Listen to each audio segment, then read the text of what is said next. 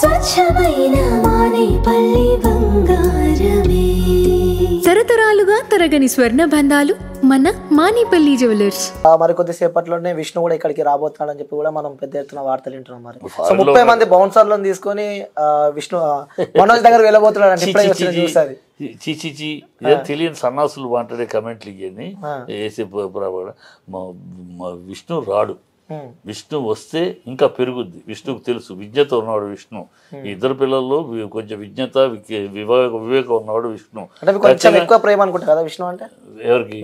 నాకు ఎక్కువ ప్రేమ కాదు, నాకు ఇద్దరు ఒకటే. మోహన్ బాబు నా మిత్రుడు, మోహన్ బాబు బిడ్డలు ముగ్గురు ఒకటే. కానీ నేను విశ్లేషణ ముగ్గురు ఒకటే అయినా విశ్లేషణ వీడు పిల్లడు మన కళ్ళ ముందు పెరుగుతున్నాడు, చక్కగా బాధ్యతగా పనిచేసుకుంటూ బాధ్యతగా చేస్తూ ఒక్కొక్కటి ప్లాన్డ్గా చేసుకుంటూ వెళ్తున్నాడు. సంతోషం. నా మిత్రుడు కొడుకు గర్వంగా ఫీల్ అవుతున్నా. ఈ పిల్లాడు ఏంట్రా అని బాధపడుతున్నా. ఈ పిల్లాడు అదే కడుపును పుట్టింది, ఈ పిల్లాడు తండ్రి కడుపును చెడబుట్టినోళ్ళగా తయారవుతున్నాడే. ఆ డిసిప్లైన్, ఆ మోహన్ బాబు డిసిప్లైనే కాబట్టి కష్టపడతాడు. ఓ సినిమా తీస్తే కూడా ఎంత కష్టపడు. పొద్దున్నే 7 గంటలకు షూటింగ్ అంటే ఫస్ట్ తను ఉంటాడు. తన షాట్ ఉన్నా లేకపోయినా యాజ్ అ ప్రొడ్యూసర్గా అయినా ఫస్ట్ 6:30 తను ఉంటాడు. అంత కష్టపడతాడు. ఆశాభాషకి ఏదో కాలక్షేపం చేయడు. అలాంటి వ్యక్తి కడుపున పుట్టి ఇలా బిహేవ్ చేస్తున్నాడేంటి, ఇలా తయారయ్యాడు బాధ. అక్కడ సంతోషమే, ఇక్కడ బాధ. ఇద్దరు బిడ్డలు, మోహన్ బాబు బిడ్డలు అన్నాక నాకు ఇద్దరు ఒకటే. ఓకే. సో అంటే మీరు గత 40 years నుంచి కలిసి ఉన్నారు కాబట్టి, ఒక మంచి మిత్రులు కాబట్టి ఎప్పుడైనా మీతో షేర్ చేసుకున్న సందర్భాలు ఉన్నాయా? ఎవరు? మోహన్ బాబు. మోహన్ బాబు నేను అడిగిన సందర్భాలు, మోహన్ బాబుగా వచ్చి నా కష్టాలు ఆ క్యారెక్టర్ కాదు కదమ్మా. ఎప్పుడైనా నిన్న కూడా ఈ మ్యాటర్ ఏంటన్నా, ఏంటి విషయం, ఏంటి అసలు అని నేను మాట్లాడాను. నేను చేశాను, మాట్లాడాను. ఏం బాధపడతాడు. ఇలాంటి కర్మ అనుభవించాల్సి వస్తే ప్రారంధం ఏం చెప్తాం. కొన్ని తండ్రి చేసిన తప్పులను బట్టి ఉంటాయి అంటారు. ఇంకోటి బిడ్డలు మనం చేసిన తప్పులు పెట్టాడు. ఇంకోటి ప్రారంధం.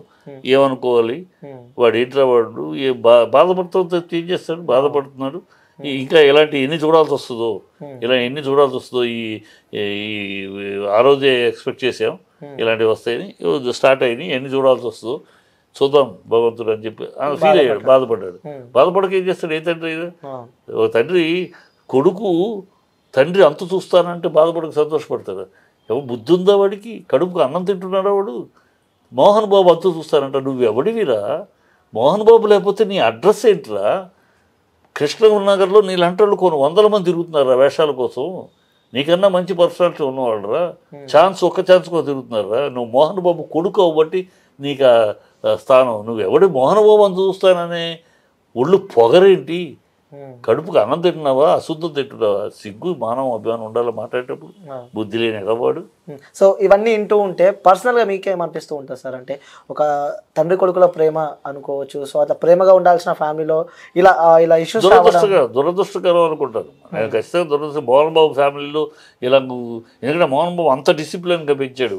పిల్లల్నిద్దరినీ కూడా ఒక స్టార్ యొక్క పిల్లలుగా పెంచలా.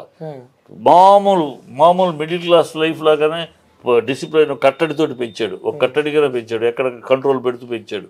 కనుక నేను మోహన్ బాబు పిల్లల విషయంలో ఇలా వస్తుంది, ఇలాంటి రోజు వస్తుందని నేను ఎక్స్పెక్ట్ చేయలే. I'm very depressed. చాలా బాధ వేస్తుంది. Okay sir, thank you sir, thank you so much.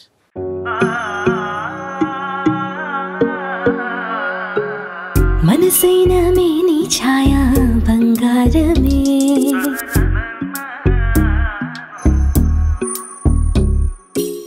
సొగసైన మేలి మాయా బంగారమే,